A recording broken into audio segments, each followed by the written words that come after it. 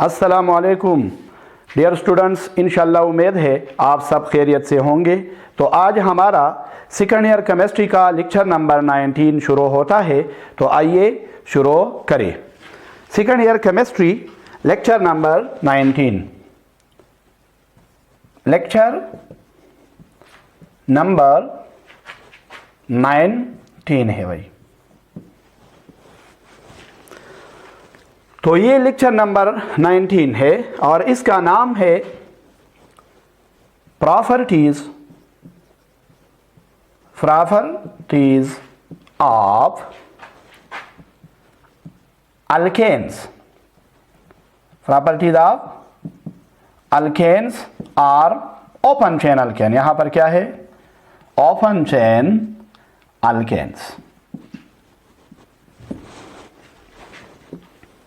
याद रखो, open chain alkane के या अल्केन्स के दो किस्म खवास होते हैं। एक को हम कहते हैं फिजिकल प्रॉपर्टीज तभी खवास, और एक को हम कहते हैं केमिकल प्रॉपर्टीज यानी केमिकल रिएक्शंस।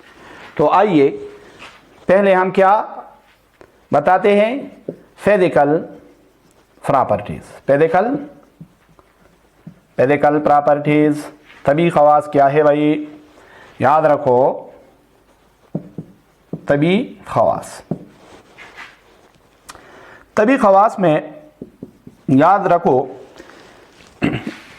ऐसे अल्केन जिनमें कार्बन एक एटम से लेकर कार्बन 4 तक एटम हो सकते हैं, यानी इनके मॉलिक्यूलों में 1 कार्बन से 4 कार्बन आते हैं, यानी मीथेन, ईथेन, प्रोपेन और ब्यूटेन। ये क्या है भाई? गैसेस। क्या है? गैसें है।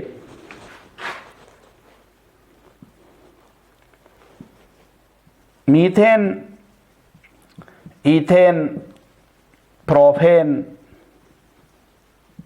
Butane are gases. ये क्या है भाई? गैसेस है। At normal temperature and pressure, आम दर्जा हरारत और दबाव पर। नेक्स्ट 13,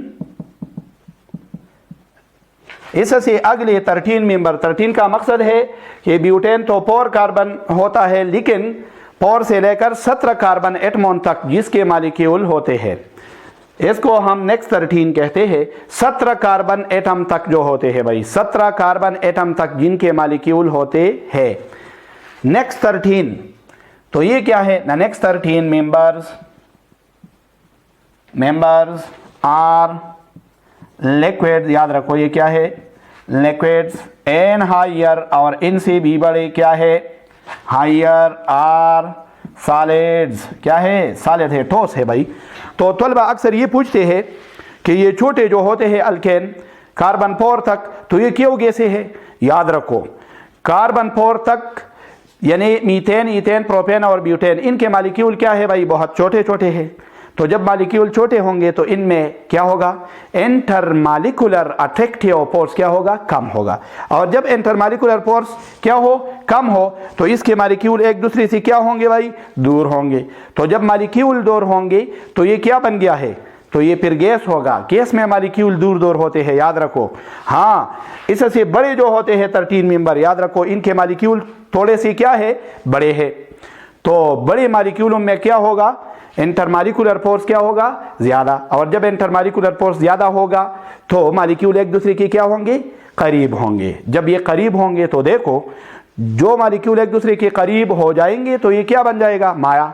माया में मॉलिक्यूल क्या होते हैं? एक दूसरे के करीब। हाँ, अगर नेक्स्ट 13 से हम ऊपर जाए, यानी कार्बन 18 ले ली, कार्बन 19 वाली ले ली, ऊपर जाए, हाइयर ले ली, तो इनके मॉलिक्यूल और बढ़ जाते हैं, साइज में क्या हो जाते हैं? और बढ़।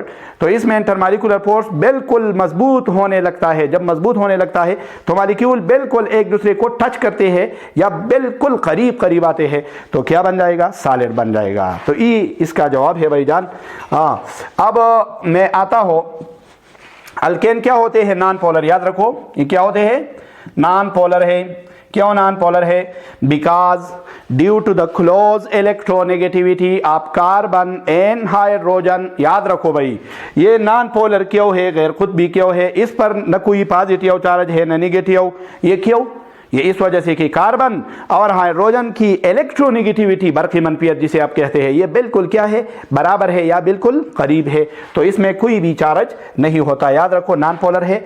इसी तरह इसकी क्या है भाई, सॉल्युबिलिटी है, सॉल्युबिलिटी। तो अगर हम सॉल्युबिलिटी की बात करें तो याद रखो अल्केन चूंकि नॉन पोलर है, इसी तरह ये पोलर सॉल्वेंट में हल नहीं होते, जस्ट लाइक वाटर। पानी क्या है, पोलर है, तो अल्केन नॉन पोलर है, अल्केन पानी में हल नहीं होते, हाँ नॉन पोलर सॉल्वेंट में क्या होते हैं, हल हो जाते हैं। याद रखो अल्केन्स आर नॉट सॉल्युबल, ये हल नहीं होते in polar solvent. Polar solvent, polar का मकसद है कुतबी, जिस पर पॉजिटिव माइनस चार्ज होता है, पॉजिटिव और नेगेटिव चार्ज होता है तो इसे पोलर कहते हैं। जिस पर पॉजिटिव और नेगेटिव चार्ज नहीं इसको नॉन पोलर कहते हैं। अल्केन चूंकि नॉन पोलर है इसलिए पोलर सॉल्वेंट में नहीं हल होते। सॉल्वेंट मुहल्लिल जो हल कर लेता है भाई, इसमें हल नहीं होते, लाइक वाटर, लाइक वाटर, जैसा कि क्या है, वाटर है। बट लेकिन soluble or dissolve, but soluble, but soluble, लेकिन ये हल पजीर है किस चीज में, इन नॉन पोलर सॉल्वेंट, गैर कुतबी मुहल्लिल में, लाइक बेंजीन, जिस तरह बेंजीन है, कार्बन टेट्रा क्लोराइड है, ETC वगैरह बहुत से तक आ सकते हैं, तो इनमें हल होता है लेकिन पानी में हल नहीं होता। इसी तरह अगर हम पोर टाइप की तरफ जाए, पोर खासियत की तरफ जाए, तो याद रखो जो अल्केन होते हैं ये अल्केन, इनकी मेल्टिंग पॉइंट है, बॉइलिंग पॉइंट है, याद रखो, या डेंसिटी है, केमियत है, तो ये क्या करता है, बढ़ जाता है। किस चीज़ के साथ, याद रखो मॉलिक्यूलर वेट बढ़ने से। जब मॉलिक्यूलर वेट बड़ा होगा तो साइज भी मॉलिक्यूल का बड़ा होता है, इसमें अट्रैक्टिव फोर्स भी क्या होगा, ज़्यादा होगा। तो जब अट्रैक्टिव फोर्स ज़्यादा होगा तो मेल्टिंग पॉइंट, बॉइलिंग पॉइंट, इसी तरह डेंसिटी कसाफत क्या होगी, ज़्यादा होगी। तो ये बहुत आसान है। Some physical properties like melting point, boiling point, density वगैरह ETC इंक्रीज बढ़ जाती है with increase in molecular weight के साथ। तो इसके ये चंद अहम तभी खवास थे जो मैंने आपको पढ़ाए हैं। तो याद रखो ये फिजिकल प्रॉपर्टी थे कुछ अहम से। इसी तरह अब मैं दूसरी खासियतों की जानिब जा रहा हूँ, इसका नाम है बी पोर्शन। और जब ये बी पोर्शन बन जाएगा तो ये क्या है भाईजान, chemical properties of alkane. Chemical properties of alkanes. Alkane की कीमियाई खवास या रिएक्शन भी आप कह सकते हैं। याद रखो केमिकल प्रॉपर्टी से बयान करने से पहले मैं कीमियाई रिएक्टिविटी आपको बताता हूँ। Chemical reactivity of alkane, chemical reactivity, क्योंकि ये रिएक्शन के साथ ताल्लुक़ रखती है या कीमियाई प्रॉपर्टीज़ के साथ, तो यहाँ पर मैं आपको ये भी बयान करो। केमिकल रिएक्टिविटी, कीमियाई तामुल पजीरी। तो अजीज तलबा याद रखो, चूँकि अल्केन में मैंने आपको पढ़ा, अल्केन में कौन से बांड होते हैं, याद रखो अल्केन में सिंगल बांड होते हैं जो कोवेलेंट होते हैं, और ये कोवेलेंट बांड सिग्मा बॉन्ड होते हैं, सिग्मा, और सिग्मा क्या, मजबूत bond.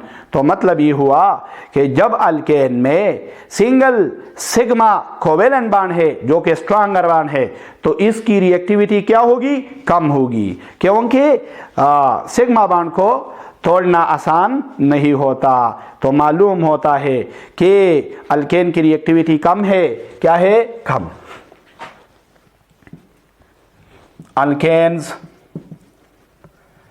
Are less reactive,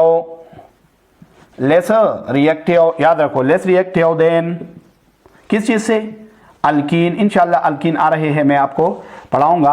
alkyne and alkynes and alkyne दोनों से क्या है, कम तामुल पसंद है। क्यों कम तामुल पसंद है, ड्यू टू द प्रेजेंस, मौजूदगी के वजह से, किस चीज की मौजूदगी की वजह से, due to the presence of sigma strong bond, sigma strong covalent bonds, इसमें सिंगल बॉन्ड है, सिग्मा है, तो ये इसलिए। हाँ, अल्केन को हम एक दूसरा नाम भी देते हैं यहां पर, जिसे हम कहते हैं पैराफिन। क्या कहते हैं अजीज तलबा, पैराफिन। बोले क्यों इसको पैराफिन कहते हैं, पैराफिन इसलिए कहते हैं, पैरा का मकसद है लेस, एपिन का मकसद है एपिनिटी, मकसद लाओ, मोहब्बत। तो याद रखो, क्योंकि अल्केन दूसरी चीजों के साथ ज्यादा ताल्लुक नहीं रखती, रिएक्शन ज्यादा नहीं करती, तो इसलिए हम इनको क्या कहते हैं, paraffin. They are also called paraffins, क्या कहते हैं भाई, पैराफिन्स। पैरा का क्या मकसद है, फेरा मीन लेटल आर लेस, कम, लेटल का क्या माना है, कम। एन एफएन, एफएन निकला है किस चीज से, एफिनिटी से। एफिनिटी आप जानते हैं, एफिनिटी का क्या मकसद है, एफिनिटी मीन्स लाओ, क्या मकसद है, लाओ, मोहब्बत। तो इसे हम क्यों पैराफिन कहते हैं, due to their less reactivity, क्योंकि इसकी रिएक्टिविटी क्या है भाई, कम है। अब मैं आता हूं किस चीज की तरफ, इनके रिएक्शन की तरफ, केमिकल प्रॉपर्टीज की तरफ। तो याद रखो, इनको भी हम तीन पार्ट में तकसीम करेंगे। तो इसी तरह आइए, ए पार्ट इसका है substitution reaction, pre radical substitution, pre radical substitution reactions. तो तलबा अक्सर ये नहीं जानते कि प्री रेडिकल सब्स्टिट्यूशन रिएक्शन क्या होते हैं। तो याद रखो, ऐसी रिएक्शंस जो प्री रेडिकल की वजह से शुरू हो जाते हैं, या प्री रेडिकल इनको क्या करते हैं, शुरू करते हैं, या इसी तरह भी आप कह सकते हैं कि ऐसी रिएक्शन जिनमें प्री रेडिकल किसी दूसरे एटम को क्या करता है, रिप्लेस करता है। क्या करता है, रिप्लेस। तो इसे हम क्या कहते हैं भाईजान, इसे हम कहते हैं pre radical substitution reaction, pre radical substitution reaction. Pre radical क्या होता है, याद रखो, ये एक ऐसा स्पीशी होता है, यानी एटम होता है या एटमों का ग्रुप होता है जिस पर अनपेयर्ड इलेक्ट्रॉन मौजूद होता है, अनपेयर्ड, बेजोड़ा इलेक्ट्रॉन, याद रखो, और ये हाई रिएक्टिव होता है। तो इसे हम क्या कहते हैं, प्री रेडिकल। तो प्री रेडिकल सब्स्टिट्यूशन की तारीफ क्या होगी, दोज रिएक्शंस, ये ऐसे तामुलात है which are initiated, जो शुरू हो जाते हैं, शुरू बाय प्री रेडिकल, यानी प्री रेडिकल इनको क्या करते हैं, शुरू करते हैं, आर नॉन, वैसे हम क्या कहते हैं, known as free radical substitutions, या प्री रेडिकल सब्स्टिट्यूशन रिएक्शन भी आप कह सकते हैं। तो प्री रेडिकल सब्स्टिट्यूशन में कौन कौन से है, याद रखो, इसमें पहला रिएक्शन जो है जैसे हम कहते हैं हेलोजिनेशन, क्या कहते हैं? हेलोजिनेशन। तो इसके नाम से जाहिर है भाई हेलोजिनेशन। तो हेलोजन का मकसद आप जानते हैं, हेलोजन। हेलोजन क्या है भाई? इसे हम X2 से जाहिर करते हैं और X2 होता है क्लोरीन, ब्रोमीन, आयोडीन या फ्लोरीन आप भी ले सकते हैं। याद रखो ये है फ्लोरीन। तो ये हेलोजन है। और जब हम हेलोजन की सब्स्टिट्यूशन करते हैं, किस चीज़ की? हेलोजन की, हेलोजन प्री रेडिकल की सब्स्टिट्यूशन करते हैं, तो इसे हम कहते हैं halogenation. The substitution of halogen, इसे हम कहते क्या कहेंगे? Substitution of halogen is called halogenation. तो इसकी मिसाल मैं लेता हूं, आप कोई भी मिसाल ले सकते हैं, क्लोरीनेशन, ब्रोमिनेशन, आयोडीनेशन और फ्लोरीनेशन। लेकिन याद रखो मैं यहां पर लेता हूं फॉर एग्जांपल क्लोरीनेशन। फर्ज करें क्या है? क्लोरीनेशन है। क्लोरीनेशन एग्जांपल क्या ले लो? फर्ज करें क्लोरीनेशन मैं लेता हूं क्लोरीनेशन। तो क्लोरीनेशन किस तरह होता है? याद रखो, जब हम अल्केन लेते हैं, फर्ज करें मीथेन ले लो, मीथेन के साथ हमने क्या मिलाया भाई? क्लोरीन। Cl2 मिला दिया। क्या मिला दिया? Cl2। ये है Cl2। तो ये किस तरह अमल करता है? याद रखो ये अल्ट्रावायलेट रेडिएशन के जरिए अमल करता है, या अल्ट्रावायलेट शुआओं की मौजूदगी में अमल करता है। याद रखो, तो इस तरह ये क्लोरीन हाइड्रोजन के साथ मिल जाता है, ये बॉन्ड टूटता है, ये भी टूटता है, तो क्या बन जाएगा? CH3 और इसी तरह ये क्लोरीन इस कार्बन के साथ क्या बनाएगा? बॉन्ड। तो बिल्कुल आसान है, क्लोरीन प्लस इसी तरह बन जाता है HCl। क्या बनता है? HCl। तो इसका नाम क्या है भाई? Methyl chloride. क्या है? Methyl chloride. इसे हम क्लोरोमीथेन भी कह सकते हैं, और ये क्या है? हाइड्रोक्लोरिक एसिड है। तो इसी तरह ये अमल जारी रहते हैं भाई। किस तरह जारी रहते हैं? ये हाइड्रोजन रिप्लेस होते हैं भाई, कौन से एटम? क्लोरीन के जरिए। आप देख सकते हैं कि इस क्लोरीन ने क्या किया? इस हाइड्रोजन को हटाया और ये क्लोरीन आकर हाइड्रोजन की जगह फिट हुआ यहाँ पर। तो ये क्या है? सब्स्टिट्यूशन है। इसी तरह ये हाइड्रोजन वाले एटम जो है ये भी रिप्लेस हो जाएंगे। ये क्या है? मीथाइल क्लोराइड है। तो दूसरा क्लोरीन वाला मॉलिक्यूल, दूसरा क्लोरीन मॉलिक्यूल, क्लोरीन गैस के मॉलिक्यूल तो बहुत ज़्यादा होते हैं, तो ये भी हाइड्रोजन, इस हाइड्रोजन को क्या करता है? रिप्लेस करेगा। ये इसके साथ मिल जाएगा और ये इस कार्बन के साथ मिल जाएगा, तो कोवेलेंट बॉन्ड बनाएगा। इसी तरह बन जाएगा आपके साथ CH2, और इसी तरह ये क्लोरीन, ये भी क्लोरीन, और फिर भी HCl बन गया है। तो इसका क्या नाम है? Methyl dichloride. क्या नाम हो गया? Methyl dichloride. याद रखो, मिथाइल डाइक्लोराइड को हम क्या नाम भी कह सकते हैं? दूसरा नाम डाइक्लोरोमीथेन आप भी कह सकते हैं। इसी तरह ये दो हाइड्रोजन है, ये भी रिप्लेस हो जाते हैं, इस तरह रिप्लेस हो जाएंगे। इसके साथ क्लोरीन का तीसरा मॉलिक्यूल अमल करता है भाई, और ये भी किस चीज़ के मौजूदगी में? अल्ट्रावायलेट शुआओं के मौजूदगी में। ये भी अल्ट्रावायलेट की शुआओं के मौजूदगी में है। इसी तरह अब ये हाइड्रोजन निकल जाएगा इस क्लोरीन के साथ, और ये क्लोरीन कार्बन के साथ क्या बनाएगा? बॉन्ड। तो यहाँ पर CH, इसी तरह HCl। तो ये क्या है? याद रखो इसका नाम क्या है?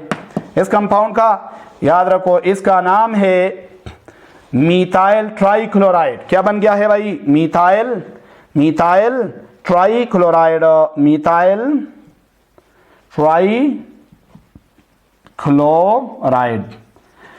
ट्राइक्लोराइड बन गया है, या ट्राइक्लोरोमीथेन भी कह सकते हैं। और इस ट्राइक्लोरोमीथेन को हम क्या कहते हैं?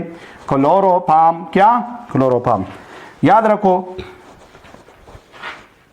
ये जो प्रोडक्ट बना, आपने देखा ये प्रोडक्ट बना है, तो ये क्या है भाई? इसका नाम मैंने आपको लिख दिया भी, लेकिन ये क्या है? बहुत अहम है, इसलिए मैंने लिखा मीथाइल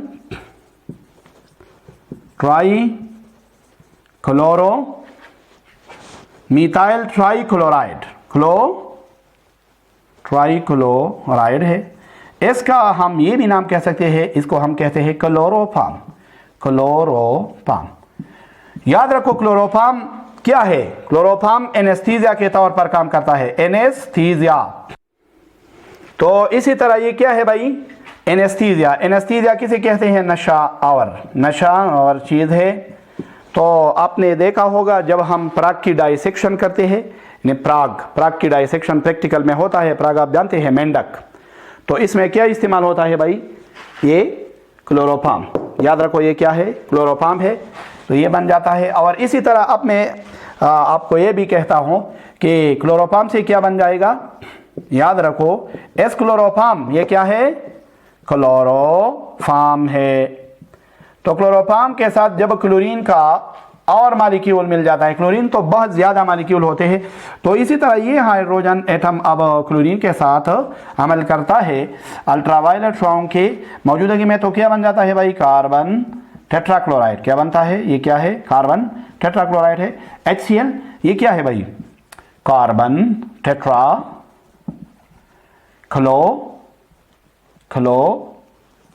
क्लोराइड, या टेट्राक्लोरोमीथेन भी कह सकते हैं, कार्बन टेट्राक्लोराइड। ये कार्बन टेट्राक्लोराइड क्या है भाई? सॉल्वेंट है, माया है, लिक्विड है। और ये बिल्कुल आप प्रैक्टिकली देख सकते हैं। याद रखो मोबाइल वाली दुकान पर जाकर आप खुद देख ले, एक बोतल पड़ा होता है जिसमें सफ़ेद सा माया होता है, इस पर लिखा होता है CCl4। इसको हम कार्बन टेट्राक्लोराइड कहते हैं। और ये किसके लिए इस्तेमाल होता है? एज अ सॉल्वेंट, सफाई के लिए, मोबाइल की शीशे वगैरह या स्क्रीन वगैरह सफा करने के लिए, साफ करने के लिए इस्तेमाल होता है। तो कार्बन टेट्राक्लोराइड है। ये रिएक्शन हुआ, लेकिन इसका मैकेनिज्म भी है भाईजान। तो इसका क्लोरीनेशन का मैकेनिज्म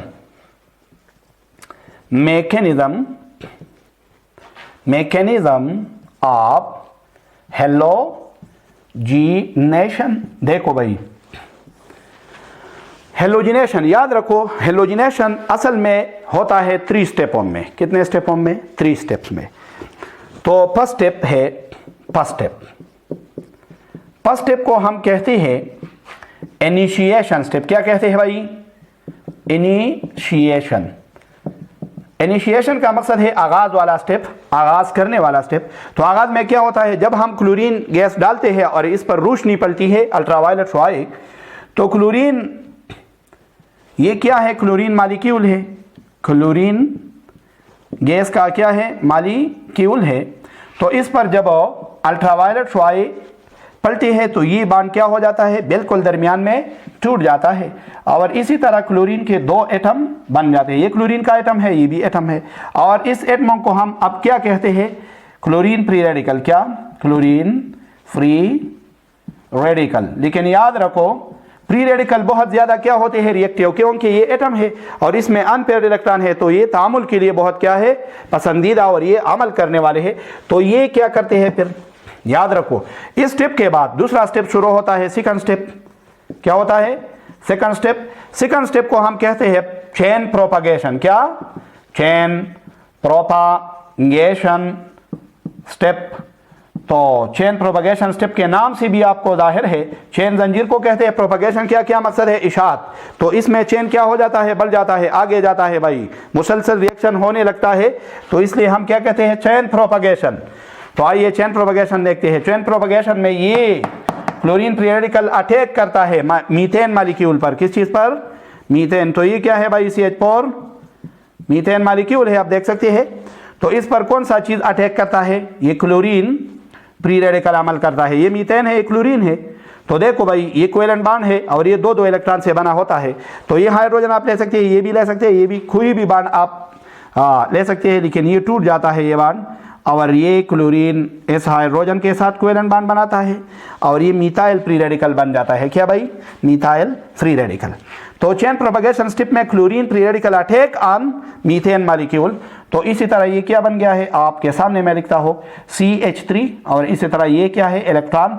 और इसी तरह ये HCl बन गया है, कोवेलेंट बॉन्ड HCl। तो ये क्या है भाई? Methyl free radical. इसे हम क्या कहते हैं? Methyl free radical. अब ये मिथाइल फ्री रेडिकल क्या है? बहुत रिएक्टिव। क्या है? बहुत रिएक्टिव है भाईजान। तो ये फिर अटैक करता है किस चीज पर? अब क्लोरीन मॉलिक्यूल पर अटैक करता है। मिथाइल फ्री रेडिकल किस चीज पर अटैक करता है? चेन प्रोपगेशन स्टेप में यह होता है भाई। अब मिथाइल फ्री रेडिकल है ये क्लोरीन के मॉलिक्यूल पर क्या करता है? याद रखो, यह करता है अटैक। तो इसी तरह अल्ट्रावायलेट रॉन्ग के मौजूदगी में ये बांड क्या हो जाता है? टूट जाता है। और जब ये टूट जाता है तो ये मिथाइल इस पर अटैक करता है, तो क्लोरीन इसके साथ क्या हो जाएगा? बांड हो जाएगा और ये क्लोरीन निकल आएगा। तो इसी तरह ये क्या है भाई जान? CH3Cl बन जाएगा। तो ये बन गया है आपके सामने मिथाइल क्लोराइड। क्या बन गया है? मिथाइल क्लोराइड या क्लोरोमीथेन भी आप कह सकते हैं। ये क्या है? क्लोरीन फ्री रेडिकल बन गया। अब ये क्लोरीन फ्री रेडिकल दोबारा इस पर क्या करता है भाई? अमल करता है या अटैक करता है। याद रखो, ये क्या है? मिथाइल क्लोराइड है। तो ये दोबारा इस पर अमल करता है। क्लोरीन फ्री रेडिकल इस पर अटैक अब करेगा। याद रखो, इस हाइड्रोजन पर या इस पर आप खुद बना सकते हैं भाई। तो ये क्लोरीन इसके साथ और ये बन जाएगा फ्री रेडिकल। तो इसी तरह ये बनता है CHH और ये क्या है? क्लोरीन है और इस पर एक इलेक्ट्रॉन रह गया है। हाँ, इसी तरह ये HCl बन जाएगा, HCl। तो ये क्या है भाई? Methyl chloride free radical. इसे हम क्या कहते हैं? Methyl chloride free radical. Methyl free radical, methyl chloride free radical बन गया है। तो ये दोबारा क्लोरीन पर क्या करता है भाई? अटैक करता है। तो इसी तरह ये अमल जारी रहता है प्रोपगेशन स्टेप में। तो इसी तरह क्या होता है भाई जान? ये methyl free radical, methyl chloride free radical attack करता है दूसरे क्लोरीन मॉलिक्यूल पर, इस पर अटैक करता है। तो ये बांड टूट जाता है, ये क्लोरीन इसके साथ चम जाता है और क्लोरीन निकलता है यहाँ पर अल्ट्रावायलेट फॉर्म के मौजूदगी में। तो क्या बन जाएगा? Cl, hydrogen hydrogen. इसी तरह भी ये भी क्या है? Cl है और क्लोरीन निकल गया। तो ये क्या बन गया है? आप देख सकते हैं भाई, मिथाइल डाइक्लोराइड क्या बन गया है? Methyl dichloride. याद रखो भाईजान, अजीज तलबा, ये अमल जारी रहता है। ये इस पर अटैक करता है, फिर फ्री रेडिकल बन जाता है और ये अमल आखिर तक जारी रहता है जब तक ये हाइड्रोजन निकल न जाए यहाँ तक। तो ये चेन प्रोपगेशन स्टेप है। इसी तरह अब तीसरा स्टेप जो होता है रिएक्शन के खात्मे के लिए, तो याद रखो इसे हम कहते हैं थर्ड स्टेप। क्या कहते हैं? Third step. थर्ड स्टेप क्या है भाई? इसे हम क्या कहते हैं? Chain termination. चेन टर्मिनेशन का मकसद है ख़त्म होना। Chain termination step. Chain termination step क्या होता है भाई? याद रखो, इस अमल में बहुत से ज़्यादा प्री रेडिकल बनते हैं। जब दो प्री रेडिकल आपस में मिल जाते हैं तो अमल क्या होता है? रुक जाता है। तो इसे हम कहते हैं pre radical. Chain termination step reaction between two pre radical होता है। तो आइए, अगर क्लोरीन और क्लोरीन एक दूसरे के साथ अमल करें प्री रेडिकल, तो इसी तरह क्लोरीन मॉलिक्यूल बन जाएगा, तो अमल ख़त्म हो जाएगा। इसी तरह यहाँ पर आप देख सकते हैं कि CH3 मिथाइल प्री रेडिकल है। मिथाइल प्री रेडिकल अगर क्लोरीन के साथ अमल करेगा तो फिर भी अमल क्या हो जाएगा? ख़त्म हो जाएगा। और इसी तरह अगर दो मिथाइल प्री रेडिकल आपस में मिला दे या मिल जाए, ये क्या है? मिथाइल प्री रेडिकल है भाई। ये भी मिथाइल प्री रेडिकल है, ये भी है। अगर ये अमल करे तो क्या बन जाएगा? आप देख सकते हैं खुद, ये ईथेन बन जाएगा। फिर क्या? ईथेन। तो ये क्या है? प्री रेडिकल है, मिथाइल प्री रेडिकल। ये क्लोराइड है, ये मिथाइल प्री रेडिकल है, बहुत मिथाइल प्री रेडिकल्स है। और ये क्या बन गया है? ईथेन। हाँ, इसका क्या नाम है भाई? Methyl chloride. इसका क्या नाम है? क्लोराइड। तो अमल ख़त्म हो जाएगा। जब दो प्री रेडिकल आपस में मिल जाते हैं तो अमल ख़त्म होता है। ये इसका मैकेनिज्म है भाई हेलोजिनेशन का। अब सब्स्टिट्यूशन ए पार्ट जो था, इसमें हमने एक पढ़ा है। क्या पढ़ा है भाई? हेलोजिनेशन। तो अब मैं दूसरा आपको पढ़ाता हो नाइट्रेशन। क्या पढ़ाता हो? नाइट्रेशन। दूसरा इसमें है nitration. Nitration of alkanes. Alkane की नाइट्रेशन। तो याद रखो ये है सब्स्टिट्यूशन ऑफ NO2 यानी नाइट्रो ग्रुप। इसे क्या कहते हैं? नाइट्रो ग्रुप कहते हैं, नाइट्रो ग्रुप। ये सब्स्टिट्यूशन है लेकिन नाइट्रो ग्रुप का है। ये किस तरह होता है? ये भी बहुत आसान है। इस तरह होता है भाईजान, बिल्कुल आसान है। नाइट्रिक एसिड की मौजूदगी में होता है। परस करिए क्या है? मीथेन है। क्या है? मीथेन। ये क्या है? मीथेन। और इसके साथ हमने मिला दिया है किस चीज़ को? नाइट्रिक एसिड को। किस चीज़ को? नाइट्रिक एसिड को। तो याद रखो नाइट्रिक एसिड HNO3, तो मैं इसी तरह भी लिख सकता हूँ HONO2। असल में ये है नाइट्रिक एसिड HNO3 है। देखो भाई मैंने आसानी के साथ ये ऐसा लिखा है नाइट्रिक क्या है? एसिड। लेकिन नाइट्रिक एसिड यहाँ पर हम वेपर फेज में लेते हैं। वेपर यानी बुखारात की शक्ल में लेते हैं, क्योंकि इसका टेम्परेचर हम बहुत ज़्यादा बढ़ाते हैं। तो ये गैस है मीथेन और ये बुखारात है, तो दोनों तकरीबन गैस हालत में होते हैं। तो कितने टेम्परेचर की ज़रूरत होती है? याद रखो 400 से लेकर 500 डिग्री सेंटीग्रेड तक टेम्परेचर इसमें होता है। तो ये इसको हम वेपर फेज नाइट्रेशन भी कहते हैं। आप इसको दूसरा नाम क्या लेते हैं? वेपर फेज क्यों कहा भाई? इसमें ये नाइट्रिक एसिड और ये मीथेन चूंकि गैस होते हैं इसलिए इसको वेपर फेज कहते हैं। वेपर का मकसद यहाँ पर गैस है, वेपर्स है, बुखारात। वेपर फेज नाइट्रेशन भी कहते हैं। तो याद रखो ये किस तरह होता है? बहुत आसान है भाई। ये OH हाइड्रोजन के साथ मिल जाता है, ये बांड टूटता है और ये बांड भी क्या करता है? टूट जाता है। तो जब ये टूट जाएगा तो आपको मालूम है कि बिल्कुल ये किस चीज़ के साथ? नाइट्रो के साथ चमट जाएगा। तो ये बहुत आसान रिएक्शन है और मैंने आपको लिख दिया। नाइट्रो मीथेन बन जाएगा और इसी तरह H2O भी बन जाएगा। तो ये क्या है भाई? Nitro methane. ऐसा से क्या बन गया? नाइट्रो मीथेन बन गया है, आप देख सकते हैं। तो ये है प्री रेडिकल सब्स्टिट्यूट। ये भी उसी तरीके से होता है जिस तरीके से हेलोजिनेशन हुआ है भाई। तो अगर आप मैकेनिज्म चाहते हैं इसका मैकेनिज्म क्या है तो मैं बिल्कुल आपको बता सकता हूं कि मैकेनिज्म क्या है भाई इसका। मैकेनिज्म इसका क्या होता है? मैकेनिज्म याद रखो बिल्कुल ये भी 3 स्टेप्स में होता है। किन स्टेपों में होता है भाई? 3 स्टेप्स या 2 स्टेप्स में ये होता है। तो पहला स्टेप इसमें क्या है? इनिशिएशन है। क्या है भाई? इनिशिएशन। तो इनिशिएशन स्टेप क्या है? जो नाइट्रिक एसिड आपने दिया HONO2, ये देखो भाई जब इस पर 400 से लेकर 500 डिग्री सेंटीग्रेड तक टेम्परेचर होता है तो ये बांड बिल्कुल प्री रेडिकल जैसा बन जाता है, यानी टूट जाता है। तो OH बन जाएगा। क्या बन जाएगा? OH।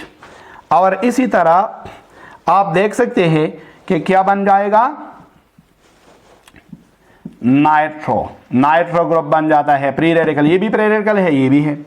तो अब ये नाइट्रो ग्रुप क्या करता है? दूसरी स्टेप में ये होता है कि ये नाइट्रो ग्रुप जो है ये अटैक करता है किस चीज़ पर? बिल्कुल आसान, नाइट्रो ग्रुप अटैक। नाइट्रो ये सेकंड स्टेप है भाई। क्या है? Second step. जिसे आप चेन प्रोपगेशन स्टेप भी कह सकते हैं। क्या? Chain propagation. तो सेकंड स्टेप में ये रेडिकल जो होता है ये मीथेन पर क्या करता है? अटैक। ये मीथेन है। क्या है? मीथेन। तो ये क्या बन जाएगा? आप याद रखो ये बहुत आसान है। आसानी के साथ ये बांड टूटता है। ये बांड क्या है? टूटता है। और जब ये टूटता है तो नाइट्रो ग्रुप यहाँ चमट जाता है कार्बन के साथ और H निकल जाता है प्री रेडिकल की शक्ल में। तो ये 400 डिग्री सेंटीग्रेड का या 500 डिग्री सेंटीग्रेड तक टेम्परेचर है। ये नाइट्रो ग्रुप कार्बन के साथ, किस चीज़ के साथ? कार्बन के साथ कोवेलेंट बॉन्ड बनाता है नाइट्रो ग्रुप। तो आप देख सकते हैं कि ये नाइट्रोमीथेन बन गया और H निकलता है। क्या करता है? निकलता है। अब चेन टर्मिनेशन है भाई। ये सेकंड स्टेप क्या है? चेन प्रोपगेशन है। और तीसरा स्टेप जो आप कह सकते हैं, इसे हम क्या कहते हैं भाई, chain termination step. Third step क्या है, चेन टर्मिनेशन होता है। तो यहां पर नहीं आता है, यहां पर लिख दूं, याद रखो थर्ड स्टेप जो होता है, थर्ड स्टेप क्या है भाई, चेन टर्मिनेशन है। तो चेन टर्मिनेशन में क्या होगा, हाइड्रोजन रेडिकल और हाइड्रॉक्सल रेडिकल आपस में अमल करके वाटर बनाती है H2O। तो ये इसका क्या है, मैकेनिज्म है भाईजान, ये इसका क्या है, मैकेनिज्म। अब अगर मैं, ये तो दूसरा किस्म था आपके साथ किस चीज़ का भाई, प्री रेडिकल सब्स्टिट्यूशन का, लेकिन तीसरा किस्म भी इसमें है। जैसे हम कहते हैं, याद रखो तीसरा है इसमें क्या है, सल्फोनेशन। तो मैं आपको सल्फोनेशन भी बताता हूं कि सल्फोनेशन क्या है। सल्फोनेशन बिल्कुल आसान है भाई। सल्फानिक ग्रुप जो सब्स्टिट्यूट होता है, द सब्स्टिट्यूशन ऑफ सल्फानिक ग्रुप, सल्फानिक आप जानते हैं HSO3 है भाई, इसको हम क्या कहते हैं, सल्फानिक ग्रुप। सल्फानिक ग्रुप के सब्स्टिट्यूशन को हम क्या कहते हैं, सल्फोनेशन। तो सल्फोनेशन किस तरह होता है, देखो भाई, ये होता है इसी तरह के, अगर आप मीथेन ले लें, ये क्या है, मीथेन, और इसे हम क्या डाल दें, सल्फ्यूरिक एसिड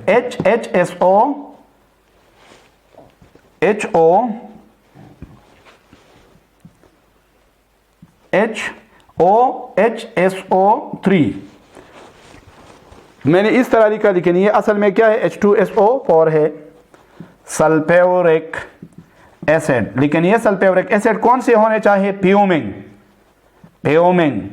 आप जानते हैं। फ्यूमिंग उस सल्फ्यूरिक एसिड को कहते हैं जिसके साथ SO3 मिला हो, सल्फर ट्राई ऑक्साइड। क्या हो, जब सल्फ्यूरिक एसिड के साथ क्या हो भाई, सल्फ्यूरिक एसिड, तो इसे क्या कहते हैं, फ्यूमिंग सल्फ्यूरिक एसिड। हाँ, सल्फ्यूरिक एसिड, और इसको हम ओलियम भी कह सकते हैं, क्या, ओलियम। तो ये फ्यूमिंग सल्फ्यूरिक एसिड हम किसे कहते हैं, फ्यूमिंग का मकसद है धुआं, स्मोक। तो इससे स्मोक निकलता है, धुआं निकलता है, इसलिए कहते हैं फ्यूमिंग। और फ्यूमिंग में क्या होता है, sulphur trioxide gas sulphuric acid में, याद रखो भाईजान, सल्फ्यूरिक एसिड में क्या होगा, सल्फर ट्राईऑक्साइड। तो इसे ओलियम भी कहते हैं, फ्यूमिंग सल्फ्यूरिक एसिड भी कह सकते हैं।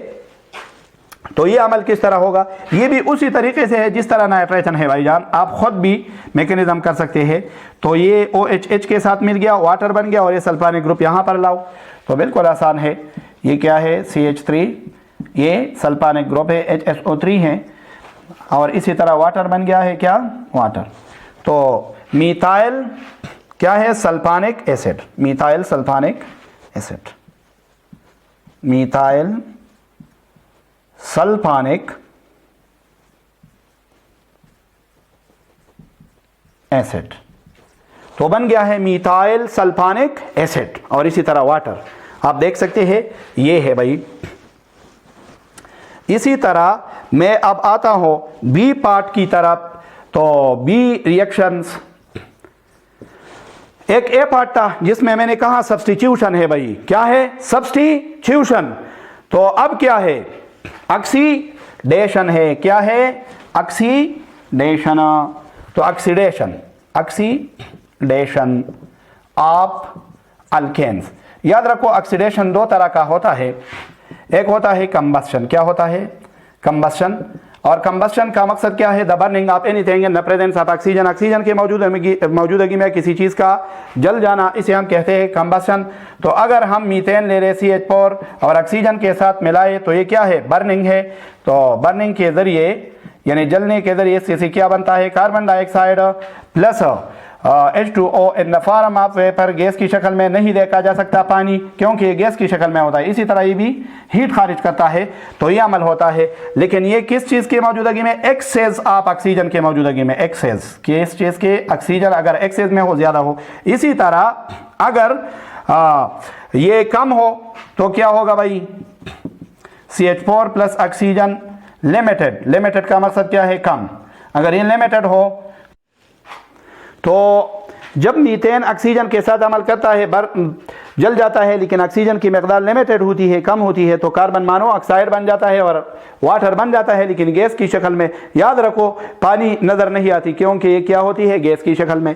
तो ये हरारतज़ा अमल होता है, हरारतज़ा। एक्सोथर्मिक, ये दोनों अमल क्या है? एक्सोथर्मिक। इसी तरह अगर ऑक्सीजन बहुत कम हो, क्या हो? इंतहाई कम हो, वेरी लिमिटेड हो। क्या हो? Very limited. वेरी लिमिटेड आप जानते हैं भाई, वेरी लिमिटेड। तो जब ये वेरी लिमिटेड हो, बहुत ज़्यादा कम हो, तो याद रखो ये कार्बन बन जाता है, कार्बन मोनोऑक्साइड नहीं। और इसी तरह H2O, और H2O के अलावा क्या बनता है? बनता है भाई हीट, हरारत। तो ये भी एक्सोथर्मिक अमल है। तो इंशाल्लाह ये है कंबस्शन। तो ये एक किस्म का हो गया ऑक्सीडेशन। तो अब मैं दूसरी तरफ जाता हूँ ऑक्सीडेशन के लिए।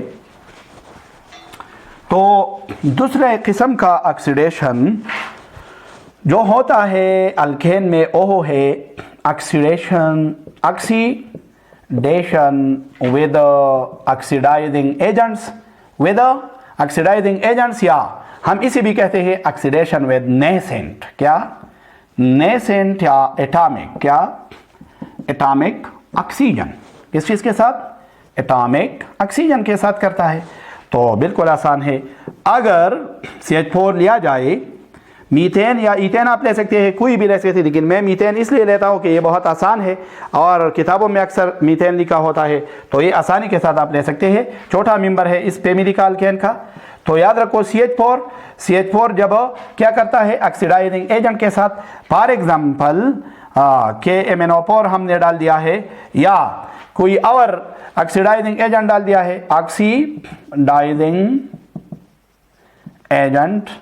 तो याद रखो ऑक्सीडाइजिंग एजेंट से पैदा होता है नेसेंट ऑक्सीजन, यानी एटॉमिक ऑक्सीजन। ये एटॉमिक ऑक्सीजन है। क्या है भाई? एटॉमिक। लेकिन इसके लिए हाई क्या होना चाहिए? High temperature and pressure. याद रखो इस पर हाई टेम्परेचर और प्रेशर होना चाहिए। तो क्या बनेगा? इससे बनता है अल्कोहल। क्या? अल्कोहल। तो इसका मकसद हुआ कि मीथेनॉल बन जाएंगे, या मिथाइल अल्कोहल आप भी कह सकते हैं। ये क्या है? मीथेन, और ये क्या है? Nascent oxygen. तो मीथेनॉल बन गया है। लेकिन जब मीथेनॉल की ऑक्सीडेशन होगी, याद रखो ऑक्सीडाइजिंग एजेंट की मौजूदगी में फिर ऑक्सीजन इसके साथ क्या हो जाता है? मिल जाता है, नेसेंट। तो फिर क्या बनता है भाई? इससे फिर बनता है अल्डिहाइड। क्या बनता है? अल्डिहाइड।